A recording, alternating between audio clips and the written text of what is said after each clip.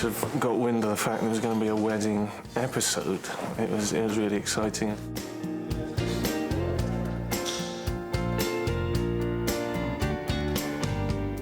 It's their wedding day, and what can possibly go wrong on their wedding day? The hell did you do? That's my mum! No, it's the alien. Now that Rhys is aware of everything in Gwen's life, there's no way was it going to go smoothly. Everybody go! It wasn't going to be, you know, the typical wedding. It was going to be a Torchwood wedding, and that's what we want. You get my girlfriend pregnant, you impersonate my mum, and you ruin my wedding day! Mayhem, absolute wedding mayhem.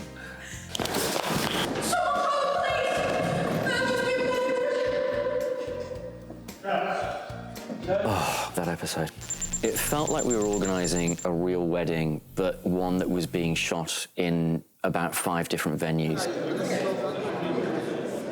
We were thinking where we were going to have the flowers, you know, how it was all going to blend in, and the colours and the bridesmaids' dresses and all that thing. So organising a wedding and organising a film shoot kind of dovetailed in, all became one. Oh, he's going to leave it on the doll, is he? One of the reasons why we chose the Orangery in Margam Park, beautiful old building, had these fantastic windows. In the script, obviously, the alien jumps through the window, and we could see that it would be a great visual.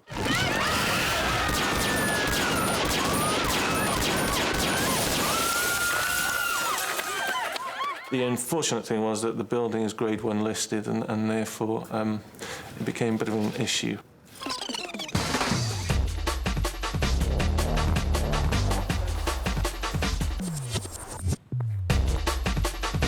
The plan was that we'd actually take out the window from this listed building and replace it with a breakaway window that stunts would happily jump through. Unfortunately, there's been a problem with actually removing the listed window, so we're having to set all of it up on scaffolding. The window that we've got is all the glazing bars are in balsa wood, which, although it's a hardwood, is very soft.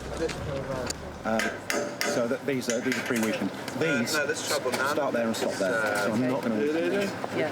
The glazing I'll put in, and it'll be glued in probably 4 places. Is it easy to get through? There'll be a bit of resistance.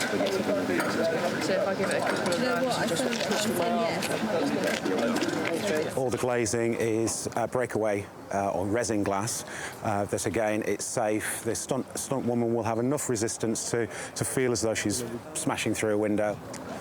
We'll get this smashed through from 2 angles, one over the shoulder and one as Carrie Nostrovite jumps through, and that's really it.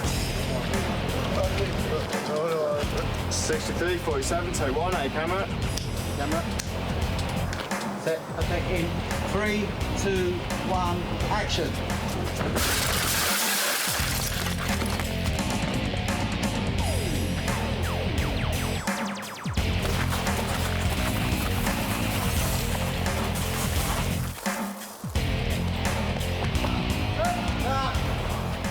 I think it's the same effect, you know, it was just arrived at a different method.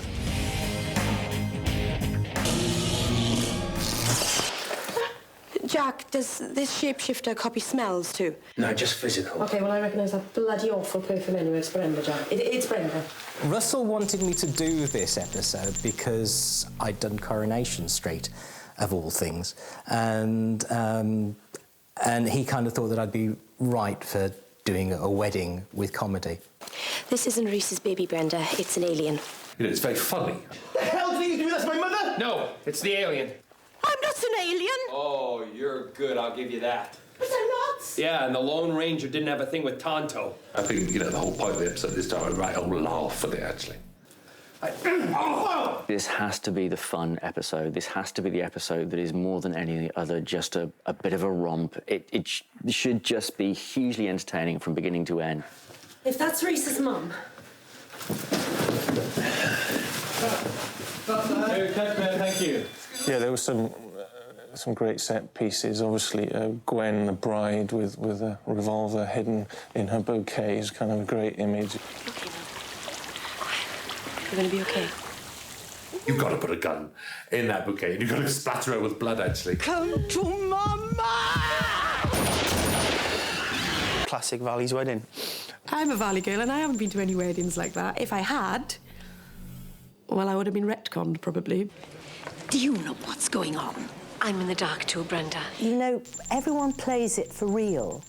You can't camp it up. You've got to believe what you're doing. And the fun of it is in the lines and what you do, not because you twist them. You're right. I'm running around in a wedding dress with what feels like a keg of lager stuck up my skirt. What do you think, Chris? Come on! The trick is to have the comedy coming out of the characters rather than, you know, and not having it levered in there.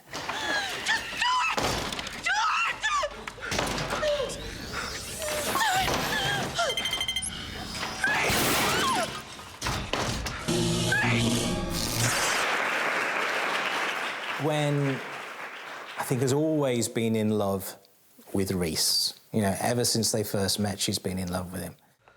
Do you not understand what I'm saying, Rhys Williams? All I want to do today is marry you. She's always thought that she would get married to Rhys. What she hadn't expected in between meeting Rhys and that wedding day was that she would meet somebody like Jack Harkness, who's not like anybody you're going to meet. No, Jack, not quite the blushing bride, am I? It's an interesting triangle, the Gwen, Rhys and Jack one, because I think she follows her head with Rhys, whereas her heart is telling her to go with Jack.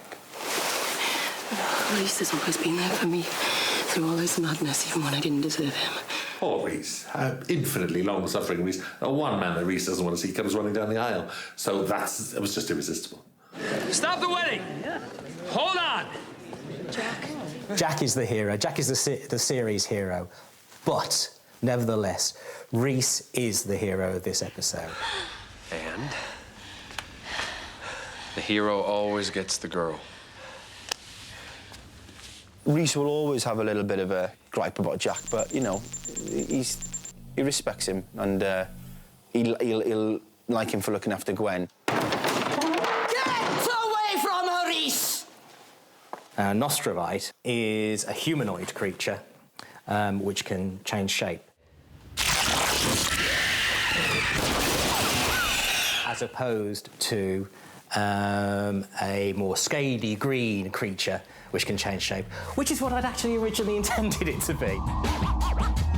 The Nostrovites went through a long development, as Torchwood monsters do. I think they were initially going to be much more monstrous, sort of a lighter effect. When anyone gets taken over and goes into Nostrovite form, you can still see the person underneath. And I like that. You see the horror of seeing your own mother transformed into a monster. The great thing about it is, in this episode, is you don't know who's who. You know, like, my mother ain't really my mother, but then she could be, and then she isn't. It's the first time I've ever played a monster. She's not a horrible monster, not really. Let me have my young, and then I won't hurt you. I'm protective of my son, and I also want my Nostra baby. You're too late! It's gone! I've had a gut full of you! I know I do change, but I still look like me. Just a few more cracks on my face. I only actually met her as she was after we'd filmed this. And then she was, and I went up to her and said, "Oh, thank you for being in Torchwood." And then I said to her, "You can take the makeup off now, though." Thank God she laughed. Rhys, you're a bad boy. And you know what bad boys get? How's that for shapeshift? The stable sequence initially was kind of scheduled to be half a day shooting. It kind of it expanded to a full day shooting on the day. It was quite a complex scene to shoot, technically, you know. This is the Nostrovite Brenda that we're about to blow up. What we've got here is a dummy that's rigged with pyrotechnics with black gunge, because Nostrovites are filled with black gunge, and we're just going to explode it, and there'll be lots of mess and goo all over the place.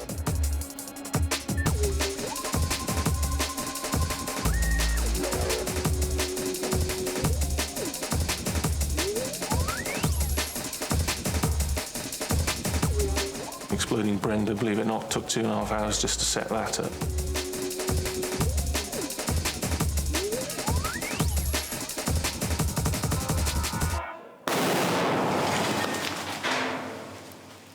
and it's over in, you know, a millisecond, really.